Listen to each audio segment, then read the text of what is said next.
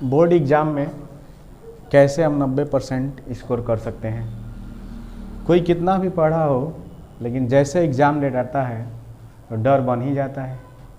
तो चलिए हम बताते हैं आज तरीका कि बोर्ड में हम कैसे स्कोर कर सकते हैं अच्छा से अच्छा। ठीक है, तो बोर्ड में अच्छा नंबर उठाने का एक ही तरीका है, पहला कॉपी लिखने का तरीका और दूसरा कि कौन सा क्वेश्चन हम पहले करें। अगर ये दोनों हमको आते हैं तो मैं सिक्योर कहता हूँ कि आपका नंबर अच्छा आएगा। चलिए सबसे पहले देखा जाए कॉपी लिखने का तरीका, कि कॉपी कैसे लिखा जाता है एग्ज़ाम में।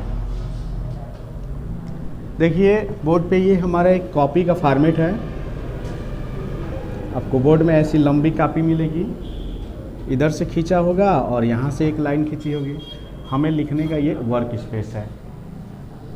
सर्वप्रथम जब भी हम कोई कॉपी लिखते हैं तो हमारा जो प्रश्न लिखने का तरीका होता है, यहाँ से जैसे हम प्रश्न संख्या 1 कर दिए और यहाँ पे भी हम लिख देते हैं प्रश्नोत्तर नंबर 1। ऐसे जब हम कॉपी नीचे लिखते जाते हैं, यहाँ से ये हमारी कॉपी की लाइनिंग बनी होती है और यहाँ से जब हम कॉपियाँ लिखते नीचे की तरफ बढ़ते जाएंगे तो हमारी कॉपी की जो लाइनिंग होती है किसी भी प्रश्न का उत्तर देने का तरीका, तो सदैव 2 लाइनिंग हमें नीचे छोड़ देनी है। कोई भी उत्तर आए तो हमें यहाँ तक ही लिखना है, इसका 2 लाइन हमें छोड़ देना है। पूछेंगे क्यों? जो एग्जामिनर्स आपके जो कॉपी चेक करता है वो हमेशा उसको देखता है कि प्रश्न लिखने वाले ने जगह रखा है, तभी वो सिग्नेचर करेगा और उस प्रश्न का आपको मार्क्स देगा। अगर यदि हम नीचे तक लिख देते हैं, पूरा नीचे तक लिख देंगे, तो वो क्या मार्क्स देगा, सिग्नेचर कहाँ करेगा। तो पहला ये हुआ। दूसरा कि अगर हम कोई प्रश्न का उत्तर देते हुए जा रहे हैं और हमारा उत्तर मान लीजिए कि यहीं पे समाप्त हो गया, तो हम आगे इसमें प्रश्न उत्तर दूसरा यहाँ नहीं डाल सकते हैं। यहाँ अगर प्रश्न डालेंगे तब भी दिक्कत है।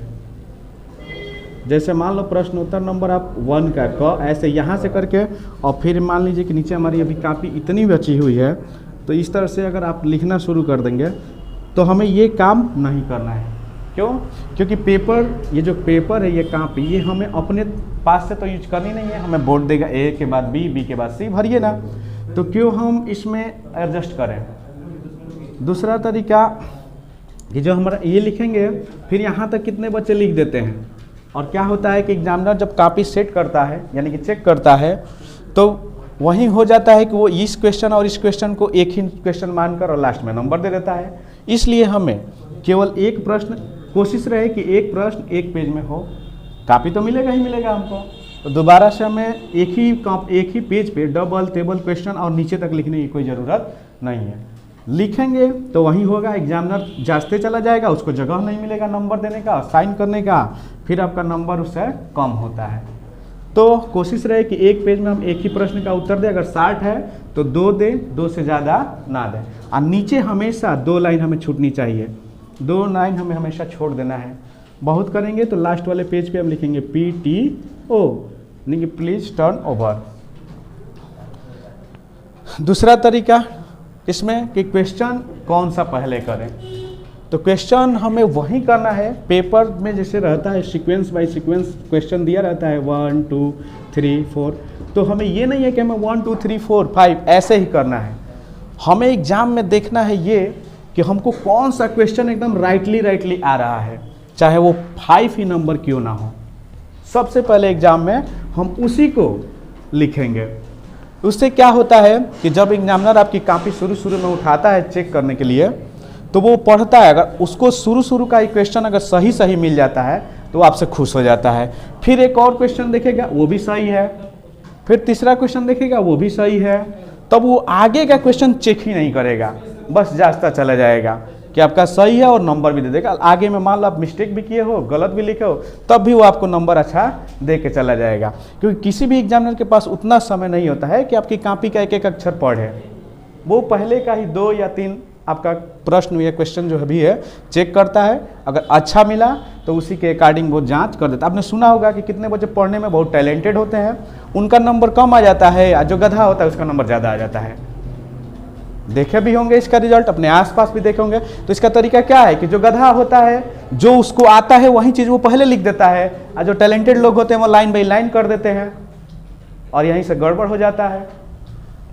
तो गधा चला जाता है आगे और टैलेंटेड लोग चले जाते हैं नीचे।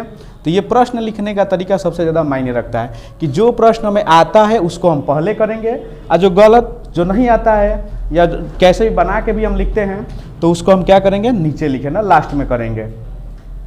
दूसरा तरीका कि ये यूपी बोर्ड है, यहाँ पर क्वालिटी और क्वांटिटी, क्वालिटी और क्वांटिटी दोनों देखना होता है। मतलब क्वालिटी की एक होता है कि प्रश्न पूछा गया, उसका हम सटीक आंसर 2 ही लाइन में दे दिए।